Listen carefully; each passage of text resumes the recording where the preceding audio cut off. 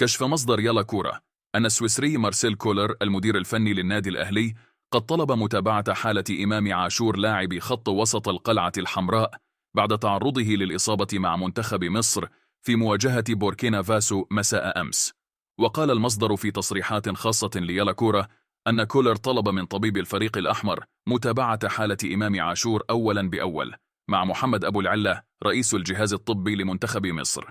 وأوضح أن كولر أبدي قلقه الشديد من أن تتفاقم إصابة إمام عاشور إذا لم تتم متابعته من الجهاز الطبي في المنتخب بشكل دقيق أو يتم الاستعجال في عودته للتدريبات من جانب حسام حسن. وأشار إلى أنه في الوقت ذاته تواصل أحمد جاب الله طبيب الأهلي مع الجهاز الطبي فمنتخب فلسطين للوقوف على طبيعة إصابة وسام أبو علي الذي غادر أمس مواجهة منتخب بلاده أمام لبنان في الدقائق الأخيرة بعد شكواه من الإصابة.